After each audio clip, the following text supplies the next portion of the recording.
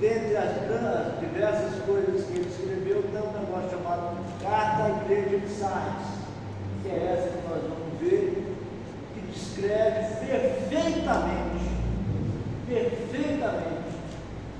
a situação da igreja num percurso de mais de 200, 300 anos, a partir do ano de 1500, na época da Reforma. Então, ali naquele lugar totalmente desfavorável, Jesus mostra a sua onisciência e descreve algo que iria acontecer há 1500 anos depois, de uma forma assim, como se estivesse vendo, como se fosse amanhã que vai acontecer. É interessante, é fantástico. Para mim é uma das coisas que mais me alegra, que mais me faz acreditar que essa palavra é de fato uma revelação de Deus, é a palavra de Deus, é a palavra de Deus. Sérgio, não tenho que ficar teologizando, traduzindo, não, eu tenho que ler a palavra e acreditar em Jesus, que foi Jesus que, na sua onisciência, era conhecedor de todos esses mistérios, todas essas coisas, e que quis nos advertir. Boa noite, maravilhoso. Eu quero começar então através da leitura que está em Apocalipse, no capítulo 3. A leitura da carta, mensagem à igreja de Sardes. Essa igreja, essa cidade, ficava a 80 quilômetros de Éfeso. Éfeso, aquela primeira igreja que nós estudamos, que era uma espécie de capital da igreja, um templo enorme, muitos crentes. O apóstolo João, durante muito tempo, foi o pastor dessa igreja. Maria, mãe de Jesus, morou com João lá em Éfeso. Detalhes, né? E Sardes ficava próximo de Éfeso, a cerca de 80 quilômetros de Éfeso. No tempo do Apocalipse, ela já estava em declínio. Isso é a realidade dessa cidade, dessa igreja que foi tomada como exemplo. Mas é muito interessante a gente considerar que, além do fato físico, da existência física da cidade de Sardes, de João ter sido pastor da igreja de Éfeso, ter sido encomendado por Jesus para entregar a carta na cidade de Sardes, na igreja que ficava em Sardes, e essa igreja realmente ficava lá, existia. Meu negócio agora é provar isso que eu estou falando. Esse aqui é o meu problema. Falar já falei, agora eu tenho que provar o que eu falei. E é isso que eu vou fazer. É brincadeira. Então, eu vou continuar aqui na leitura. Ao anjo da igreja de Sardes, escreva o seguinte: esta é a mensagem daquele que tem os 7 Espíritos de Deus e as 7 estrelas, ou seja, os 7 comandantes que ele enviou e as 7 estrelas, que significam as igrejas. Está tudo na mão dele, do comandante supremo, que é Jesus. Mas tem 7 Espíritos, um para cada comando, e 7 igrejas, cada uma com uma característica.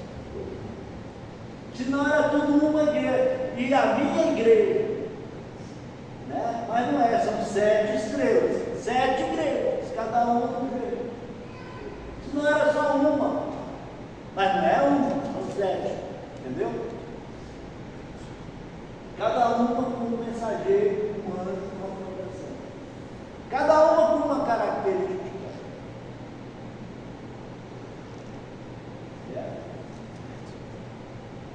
E essa característica, ela não foi apagada, não foi extinta com a destruição dessas igrejas, de Sardes, por exemplo, de Éfeso. Não foi. Essa característica, ela segue na linha do tempo. Ela ultrapassa aquela constituição física das 7 igrejas que Jesus recomendou que João lesse a carta, e ela cria uma situação de linha do tempo. Cada tempo, historicamente falando, cada tempo com uma característica. Isso aí já é mistério de Deus. A igreja de Éfeso nós estudamos, que foi do ano 100 até o ano, eu não me lembro, mas ela tinha uma característica que Jesus falou para ela: olha, eu tenho contra você que você perdeu o primeiro amor. Você continua pregando, mas você não tem mais aquela vontade de ganhar alma, você tem vontade de crescer como igreja, como instituição. E a gente percebe isso historicamente. A gente vê, nós estudamos a igreja de Tiatira, que é a época áurea da igreja católica. E Jesus fala: eu tenho contra ti que você aceitou no meio, no seu meio, aquela mulher prostituta, Jezabel, e você aceitou e está participando do culto dela. Você está adorando ídolos, você está comendo comida sacrificada aos ídolos, e você está se entregando à prostituição. Nós vimos simbolicamente que essa prostituição e essa comida sacrificada a ídolos significa a volta ao paganismo estabelecido pela Igreja Católica, e voltou ao paganismo. Não é interessante? E agora nós vamos estudar a igreja que veio depois de Tiatira, que é a igreja de Sardes. A igreja de Sardes é a igreja protestante. A descrição apocalíptica da igreja de Sardes é a descrição da igreja protestante. Vamos ver o que é que Jesus, então, fala a respeito da igreja protestante. Vocês dizem que estão vivos, mas de fato estão mortos. Não é isso que o protestante fala? Que quem está morto é católico, que eles estão vivos? Que eles saíram ali da adoração dos ídolos, da adoração das imagens, e que eles resgataram a salvação através da fé. Não é isso que o protestante fala? É o que Jesus fala para os protestantes: vocês estão enganados, vocês não estão vivos, vocês estão mortos, igualzinho os outros.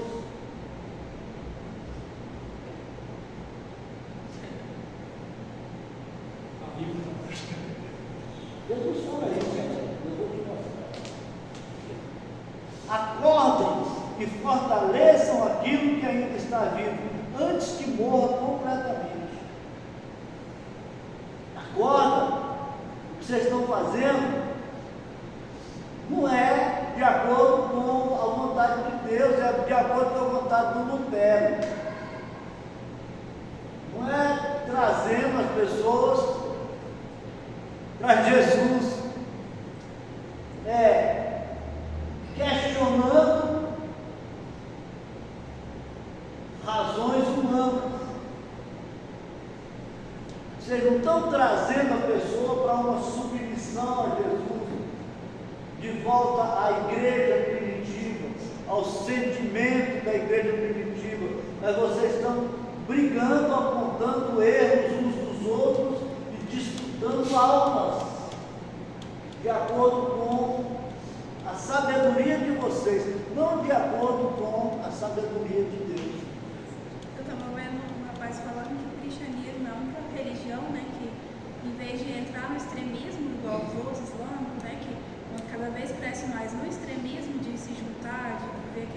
ele é o que mais está se afastando e mais se esfriando da própria doutrina dele, né? Da própria doutrina. É isso, justamente isso. Você falou perfeitamente o que está escrito, que eu entendo que está escrito aqui.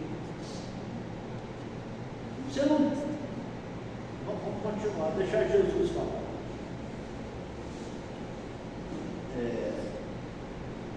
Pois sei que o que vocês fizeram não está ainda de acordo com aquilo que o meu Deus exige. Aqui já é literalmente o próprio Jesus, através das suas próprias palavras, dizendo isso que nós estamos comentando aqui.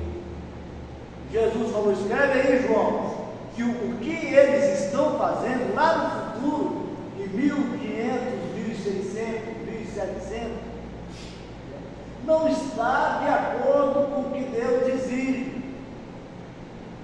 Não é fantástico? Fala, Deus.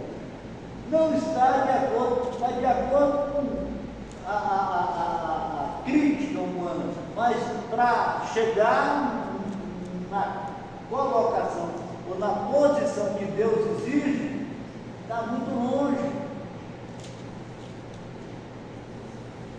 Portanto, lembrem do que aprenderam e ouviram, obedeçam e se arrependam. Se não acordarem, eu os atacarei de surpresa, como um ladrão, e vocês não ficarão sabendo nem mesmo a hora da minha vida. Mas alguns de vocês de Sardes têm conservado limpas as suas roupas. Vocês andarão comigo vestidos de roupas brancas, pois merecem essa honra. Ali existem pessoas, certo, que estão indo de encontro àquilo que é o projeto de Deus para a sua igreja. Mas o movimento, o ideal, o idealismo, a mentalidade da coisa, certo, está muito longe de ser o que Deus requer, ou que seria então do agrado de Deus. Se você pega uma igreja à frente, a igreja de Filadélfia, fica mais fácil entender esse negócio, porque a igreja de Filadélfia foi uma igreja aprovada por Deus. E o que é que Jesus fala para a igreja de Filadélfia? Eu conheço a sua força, eu sei que você é fraco, eu sei que você não consegue nada, que você é pequeno, mas você tem guardado a minha palavra. Então, o que Deus esperava de uma reforma era que ela levasse as pessoas a guardarem a palavra, não a criarem uma nova maneira reacionária, não uma forma de reagir àquilo que estava errado, que era católico. Mudou muita coisa? Mudou alguma coisa, mas a essência não mudou. O que aconteceu foi isso que nós vemos aqui agora. São pequenas dinastias religiosas. Quando só a Igreja Católica dominava, agora, todavia, cada um cria a sua própria dinastia religiosa. Você vê que o filho do pastor fulano está sendo preparado para ocupar o lugar dele, do pastor, quando ele sair. E certamente o neto também já está sendo preparado para ocupar o lugar do filho do avô, quando o filho sair. Você vê aquele André Valadão, sujeito mais indecente, quarta geração, nunca fez nada, nunca bateu um prego na barra de sabão.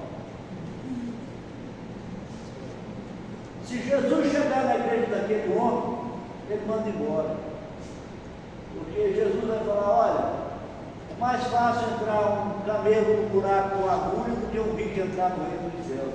Ele fala: você está ficando doido, rapaz? O evangelho é para os ricos, porque a graça enriquece. Deus é dono do ouro e da prata. Você não sabe de nada, você é uma cópia de Jesus. Jesus falou, mas a Bíblia que você lê está escrito isso. Não, não é assim.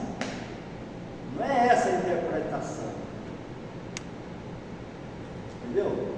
Então essa reforma, esse modelo de igreja, ele não é aprovado por Deus, porque ele está longe de levar a pessoa para aquele estado da igreja primitiva, que é o estado mais próximo da aprovação. Você vê o exemplo de liderança que foi o apóstolo Paulo, em certa parte da sua biografia, ele escreve para Timóteo: eu estou só, todos me abandonaram, e eu estou esperando a minha sentença de morte. E um ficou do meu lado, a não ser Lucas, o médico. O resto, todos me abandonaram. E ele era a maior liderança da igreja na época. Sozinho, esperando ser decapitado. Esse eu aguardo o prêmio da soberana vocação de Cristo. Guardei a fé, completei a carreira. Agora sigo. Ele falou isso no caminho da guilhotina. E agora, quanto mais líder, quanto mais abençoado, entre aspas, desse modelo de igreja protestante, mais rica a pessoa tem que ser. Esses dias eu vi que tem um cara que está parecendo uma caveira de tanta plástica, o tal de Samuel, filho do grande líder da Assembleia. Rapaz, o homem ele fez tanta plástica, que ele está parecendo uma caveira. Ele ria assim, os ossos dele aparecem.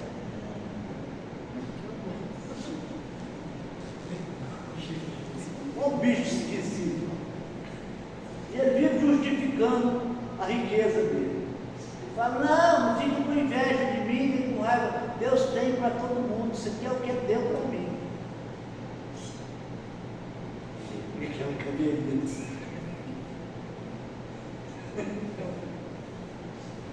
Ele não explica que para ele ter aquilo ali, a viúva, o órfão, teve que comer menos. Ele fala que foi Deus que deu para ele. Eu não gosto desses caras. Eu não vou cortar nada. Não, dessa vez isso aí que você vai cortar. Então, esse modelo de igreja, ele foge completamente daquele modelo da igreja primitiva. É isso que Jesus estava dizendo aqui, ó. Vocês não estão fazendo de acordo com a vontade de Deus. Essa reforma de vocês, ela é de acordo com o projeto de vocês. Veio Lutero, se levantou contra a Igreja Católica, conseguiu um monte de seguidores. Depois veio Calvino, não gostou do que o Lutero fez, porque Calvino começou a pensar que o crente era predestinado, e ele criou a doutrina da predestinação, e criou essa igreja presbiteriana, a criação do Calvino. Depois veio o tal de John Wesley, criou a igreja batista, porque ele achava que era injusto esse negócio de um ser predestinado para a salvação e outro ser predestinado para o inferno, porque se um é predestinado para a salvação, o outro é predestinado para o inferno. E aí ele entendeu que aquele que levantasse a mão, aceitasse Jesus e fosse batizado, era como um predestinado de Lutero, jamais perderia a salvação, e criou esse grande movimento que é a Igreja Batista. E veio a Ellen White, não sei o que, criou, não gostou nem do Calvino, nem do Lutero, nem do Dom Filho, e criou a igreja 7º dia, e assim vai indo. É a igreja de Sardes. Jesus falou: olha, não é assim, isso é a igreja de vocês, é a reforma de vocês, não é desse jeito que Deus quer. E eu vou dizer que você vai entender isso quando nós estivermos estudando a próxima igreja, que é Filadélfia.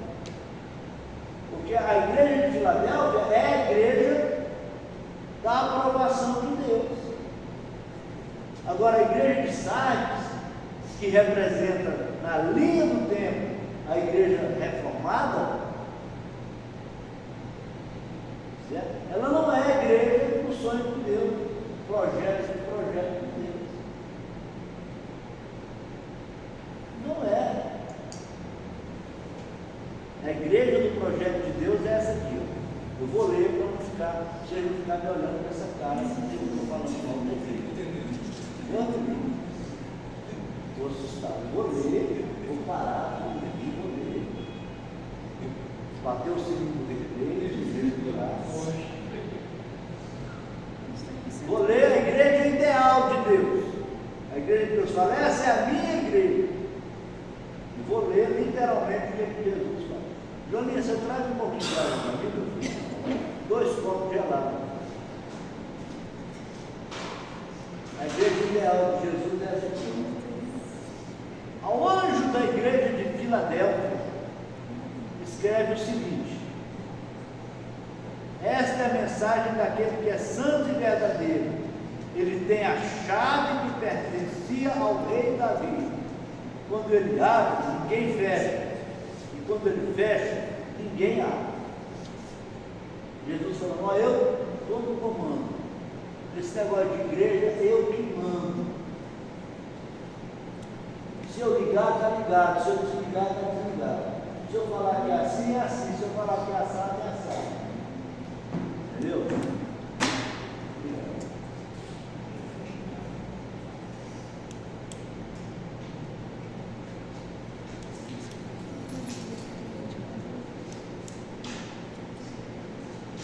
Jesus continua: esta é a mensagem daquele que é santo e verdadeiro.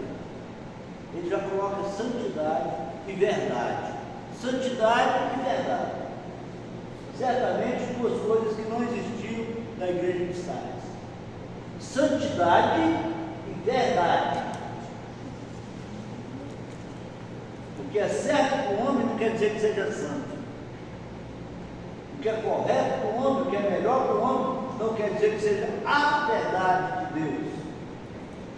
Então Jesus se apresenta como aquele que é santidade e verdade, de acordo consigo mesmo, de acordo com a sua própria lei, com seus próprios conceitos, que antes ele fala: eu tenho a chave, eu abro e ninguém fecha, eu fecho e ninguém abre. Ele está dizendo: eu estou no comando, ninguém me questione. Sim ou não? Posso continuar falando? Posso?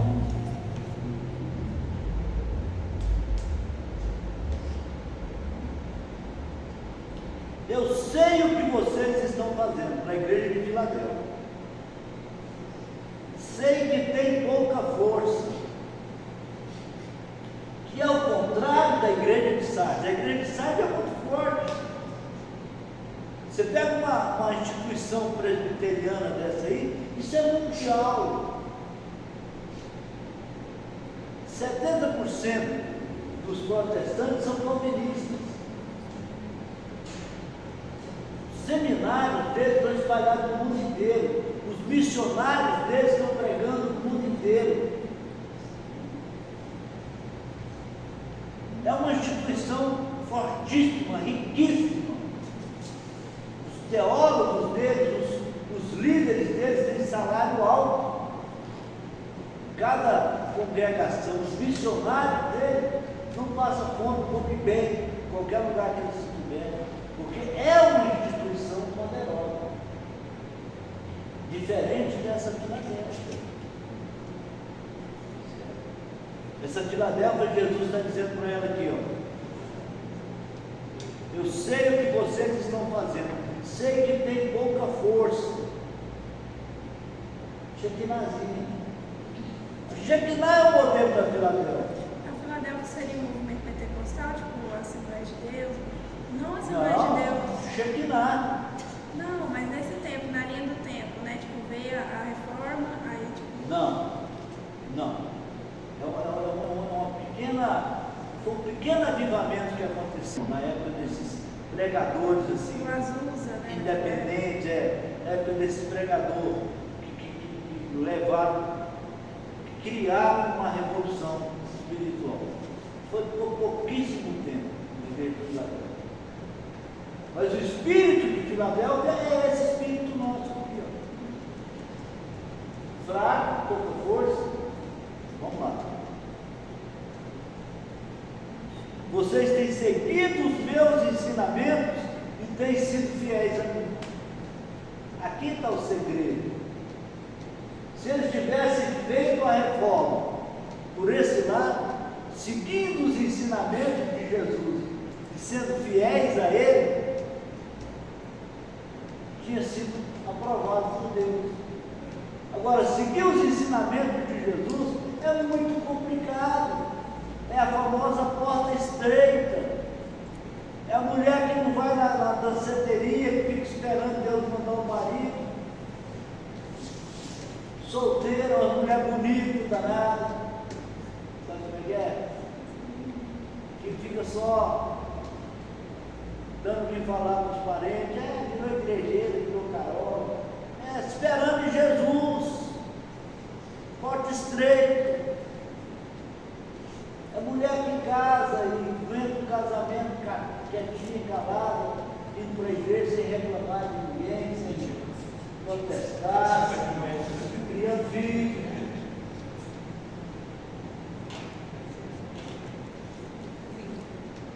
É a igreja que, rapaz, deixa eu falar um negócio para vocês aqui. Eu tenho cara de bobo, gosto de cadeira, não sou bobo não. Rapaz, com dor igual esse da pastora aqui, você acha que se nós não fôssemos de Filadélfia, estava andando no Espírito Santo? Eu nunca fui numa empresa, um empresário aqui da igreja, fazer uma visita. Nunca fui na minha vida. Se Deus quiser, eu vou. Nunca fui na casa do irmão, dia de domingo. A cada hora eu já fui, mas foi uma, duas vezes cada vez.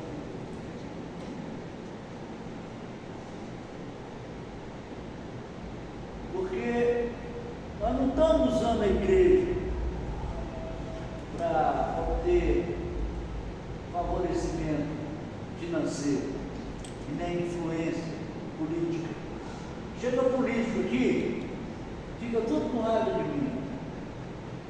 Tempos atrás aí o cara saiu falando de mim para todo mundo aí, porque eu falei que nosso culto não era falante. Então, se eu quiser ficar sentado aí, é um prazer muito grande para mim, mas lá o senhor não pode subir, não, porque nosso culto não é falante, não. Ofendi o homem.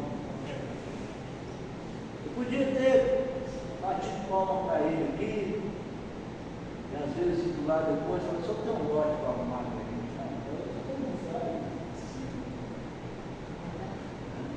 Botar os meus membros lá para votar no senhor, só não tem um emprego aí para arrumar. Fulano, não. É isso que o mundo faz. Mas a igreja de Filadélfia, a igreja pobre, que não se atentou para essa situação, preferiu se submeter ao comando de Jesus, porque é muito difícil você viver de oração, você esperar, orar de noite e esperar o que Deus vai fazer durante o dia. A gente quer usar a nossa influência, a nossa inteligência, a nossa capacidade, esperar o que vem de Deus. Se uma pessoa falou, por que você não pega esse lote aí e constrói um ponto comercial e aluga? Não é, cara, esse negócio. Nós acreditamos que essa igreja vai crescer, nós estamos trabalhando para isso. Nós vamos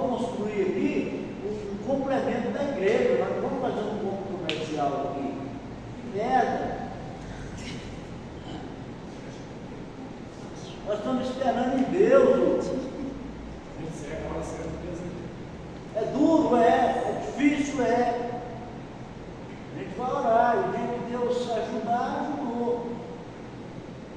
Viver pela fé é uma opção. A igreja de Filadélfia fez essa opção de viver pela fé. É duro seguir a gente aqui, é duro. É duro. Eu fico vendo os irmãos com vontade de comemorar, ir lá com aquela chácara que a gente já foi tantas vezes, e aquele não, porque ela também quer dar alegria dos crentes, mas a direção do Espírito Santo está para fazer o que ela está fazendo aqui. Então você falar não, e vir fazer o que ela está fazendo aqui é mais difícil do que você falar vamos. Você vai fazer do jeito que vocês querem, mas é uma opção, é seguir ali a direção de Jesus. Então essa é a reforma que agrada a Deus. É se as pessoas voltassem como na igreja primitiva a fazer de acordo com a vontade de Deus. Você imagina a igreja primitiva sob o comando do apóstolo Pedro? As pessoas venderam as suas propriedades, pegavam o valor da venda, levavam para os apóstolos, ali no comando de Pedro, aparentemente, entregavam todo o dinheiro, faziam um fundo comum.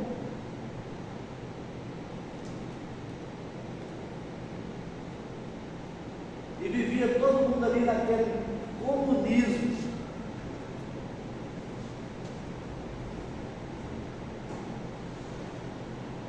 Que entrega era essa? Que obediência era essa? Que movimento era esse? Que obediência era essa? E eles fizeram isso durante muito tempo.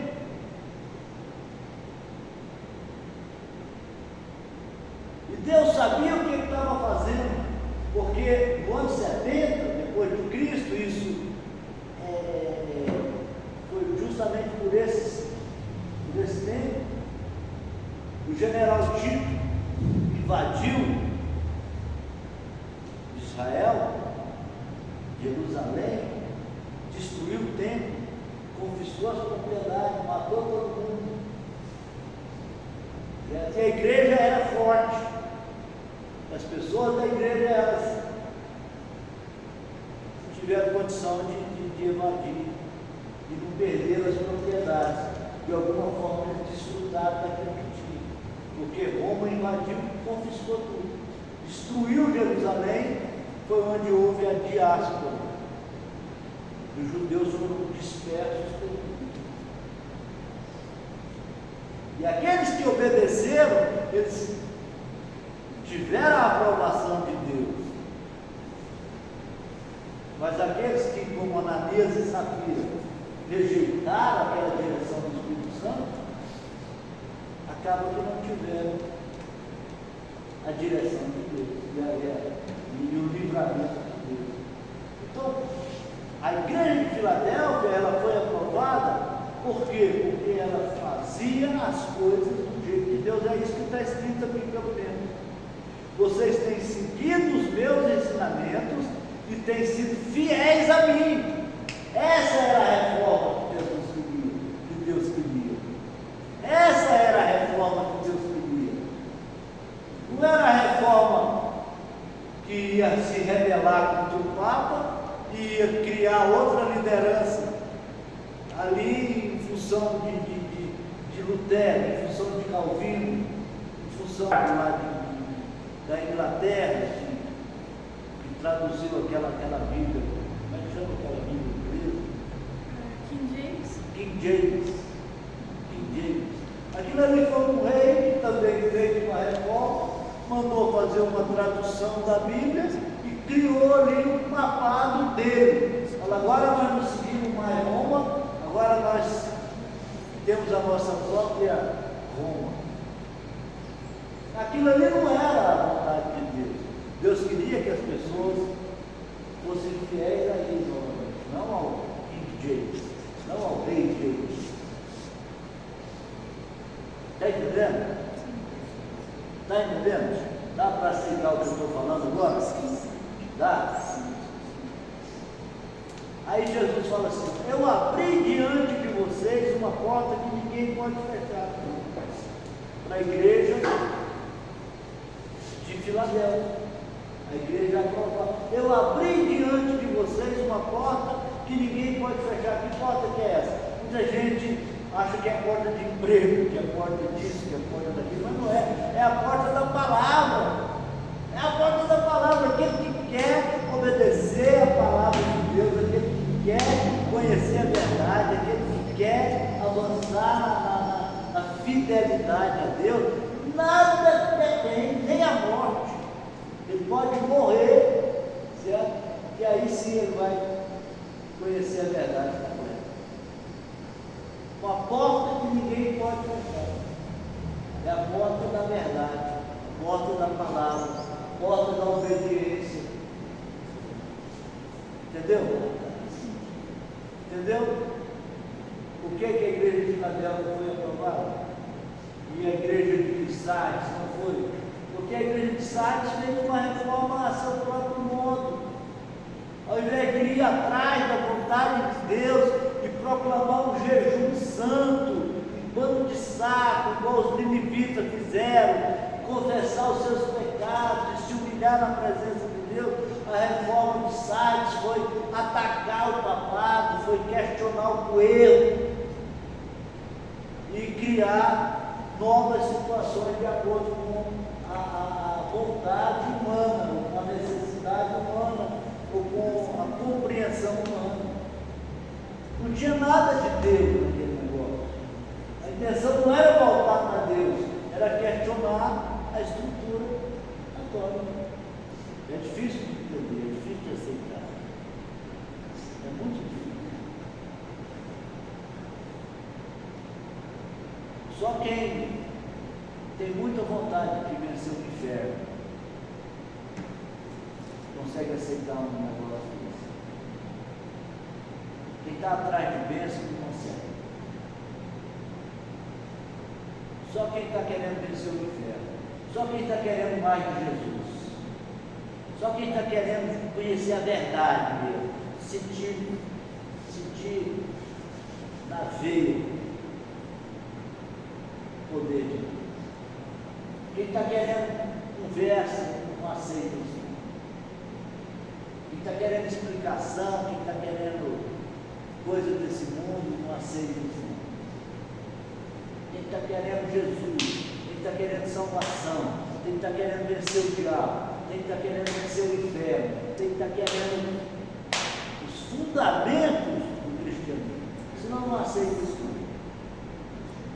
O cara vai ficar tateando, vagueando entre conceitos do Santo Agostinho, do Lutero, do John Wesley, e está divagando, navegando entre as teologias da Idade Média e questionando isso, questionando. Santo Agostinho falou em 1600.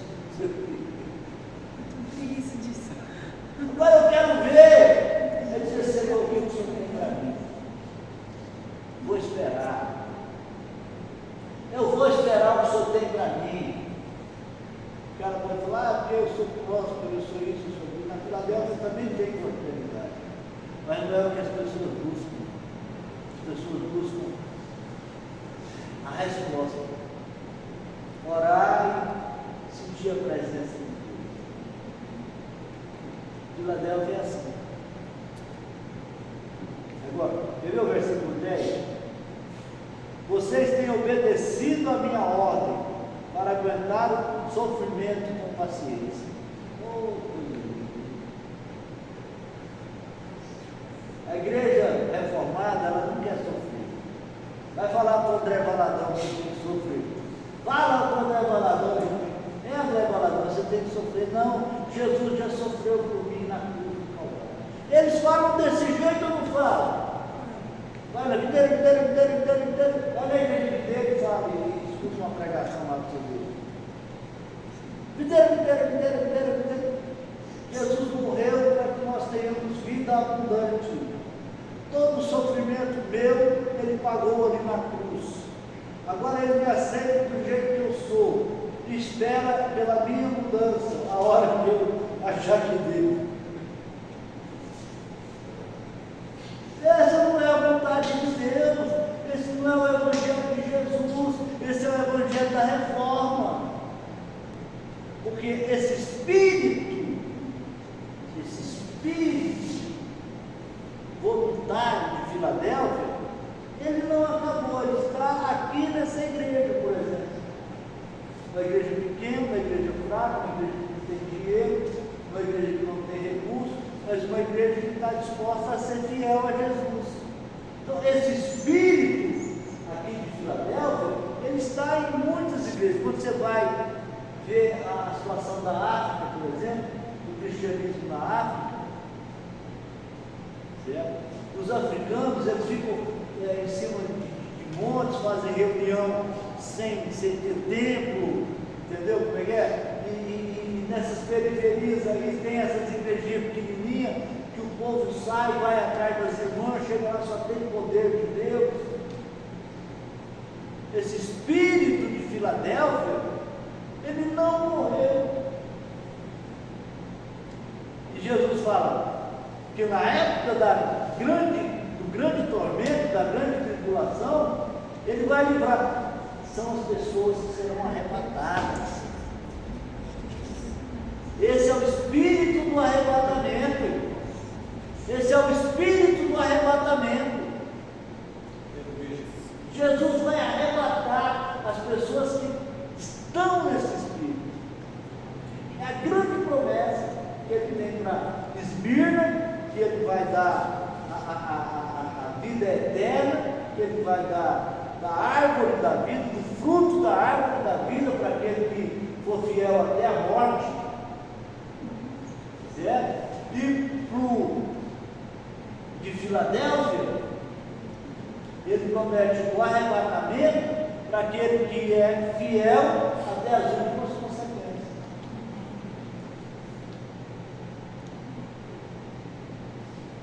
O resto é só conversa fiada. Jesus tem uma palavrinha para alguns. Aquele que fizer certo, eu vou fazer isso. Aquele que está no meio aí, que conseguir eu vou. Mas a grande massa de católico e protestante não tem promessa nenhuma, não.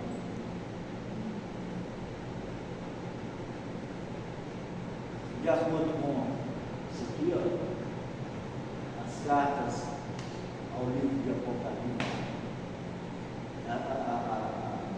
as igrejas do Apocalipse, as 7 igrejas do Apocalipse. Não adianta querer contestar. Quem quiser que conteste. Agora eu particularmente, prefiro procurar entender o que está escrito aqui, não o que Lutero falou, não o que o Concílio do Vaticano de Trento concluiu. Eu quero o que vem de Jesus. O que vem de Jesus para mim é melhor, para mim particular. Eu tenho coragem de entender isso? Tenho. Eu critico quem não tem de maneira nenhuma.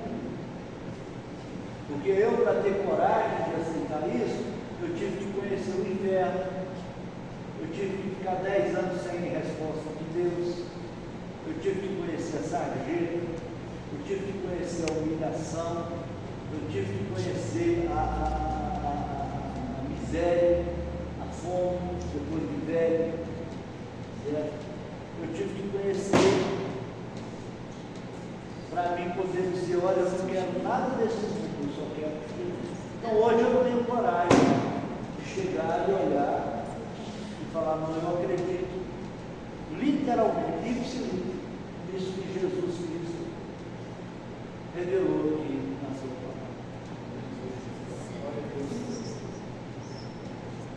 E eu lutei muito, tem muitos anos que eu venho estudando o Apocalipse.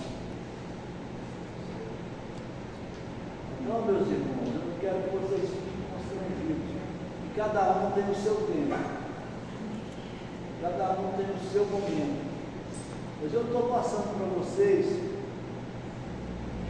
o que eu entendo ser a melhor apanhada das 7 igrejas do Apocalipse. Na linha do tempo das igrejas. Se você for pegar historicamente a história, você vai ver que o que Jesus falou para cada igreja aqui, na linha histórica da igreja, coincide com essa adaptação da linha do tempo que eu estou passando para vocês. Vou passar novamente para encerrar. E não é coisa minha, não sou eu que fiz isso aqui. Isso aqui é uma pesquisa teológica, é fruto de muito estudo de gente competente para fazer isso aqui. Que é essa linha do tempo, demarcar essa linha, as igrejas através da história. Cada igreja dessa que Jesus direcionou através da história. Então eu vou mostrar, vou falar novamente para vocês aqui, porque é um assunto assim que a gente tem que repetir para que haja a compreensão lenta, tem que haver dedicação e repetição. Só com a repetição, o Apocalipse é uma grande repetição. Vou passar novamente a linha do tempo aqui para vocês. Eu vou passar isso por escrito. A igreja de Éfeso, isso aqui é um tratado teológico, foi eu que fiz isso. A igreja de Éfeso compreende de 31 depois de Cristo até o ano 100, na linha do tempo. Até o ano 100, esse espírito da igreja de Éfeso prevaleceu. Aí do ano 101 até o ano 312 é a igreja de Esmirna, quando houve muita tentativa de tirar o cristianismo da face da terra. Perseguição aos cristãos e muita perseguição. Depois de 313 a 538 é a igreja de Pérgamo. A igreja de Pérgamo é na fase da legalização do cristianismo como religião oficial. Quando os caras falaram, nós não conseguimos destruir, vamos aproveitar e vamos colocar eles a nosso favor. Depois veio de 538 a 1517, você vê que é um ano de, são 1.200 anos do domínio do catolicismo. Eles conseguiram transformar o cristianismo na igreja oficial, a religião oficial de Roma, criaram o romanismo, e durante 1.200 anos a igreja romana comandou o cristianismo na face da terra. Essa é a fase que o Apocalipse chama de Tiatira. Se trata como a igreja de Tiatira, a igreja que aceitou Jezabel, a igreja que aceitou a idolatria, a igreja que aceitou a prostituição, a época do catolicismo. Quando veio 1517, aí veio a reforma protestante. Até 1798, a reforma teve no comando, certo, dos acontecimentos históricos. A igreja católica foi perdendo a força e os reformados foram aumentando. presbiterianos, os batistas, o seguidor de Lutero, o seguidor de John Smith, o seguidor de Calvino, o seguidor entendeu? Então foi essa época, cerca de 300 anos. Depois veio essa igreja de Filadélfia, lidiana, de 1798, da linha do tempo, até 1840. E depois é a época atual da igreja de Laodiceia. A época da igreja de hoje é a época, mas como ele sabe? Tu que dizes no teu coração, eu sou rico, eu tenho tudo, não me falta nada, mas eu te digo que tu és cega, pobre e nua, eis que coloco diante de você, eis que estou à porta e bato. Entendeu? A igreja de Laodiceia, o povo não quer Jesus, o povo quer os benefícios da fé cristã, o povo quer poder da religiosidade cristã, mas seguir Jesus, obedecer Jesus, servir Jesus, as pessoas não querem. E Jesus fala então, eis que eu estou à porta, não estou dentro, se vocês não quiserem que eu entrasse. A igreja de hoje é o perfil da igreja de hoje, entendeu? Então é muito maravilhoso esse conhecimento, mas eu vou dizer para vocês, ele não é algo que se atinge de pronto, não. É um negócio que você precisa de desejar conhecer, certo? Desejar conhecer. Hoje eu já passei por duas igrejas, a última vai ser a de semana que vem, se Deus permitir, que eu vou falar sobre a igreja de Laodiceia, certo? Então nós vamos encerrar. Mas se você quiser entender isso, você não pode parar. Você não pode parar. Eu estou gravando, fazendo questão de gravar. Eu sei que às vezes é difícil, porque eu não tenho traquejo de um preletor, mas eu tenho informações importantes. Se você quiser continuar, é só pegar ali na minha página do YouTube, você vai encontrar tudo isso, vai revendo, vai fazendo, vai aprendendo com outros que sabem muito mais que eu. Porque se você não entender o Apocalipse, você nunca vai entender Jesus. Nunca! Vai ser um manipulado, bestializado. Maria vai para as outras, indefinido, e vai viver dizendo eu acho. Você só vai ter certeza de alguma coisa se você se aprofundar nessa matéria e Deus te dê a graça de entender os fundamentos, pelo menos, do Apocalipse. Amém? Então, por hoje está terminado. Sexta-feira, a pastora vem, se Deus quiser. Vamos dar continuidade na nossa fé.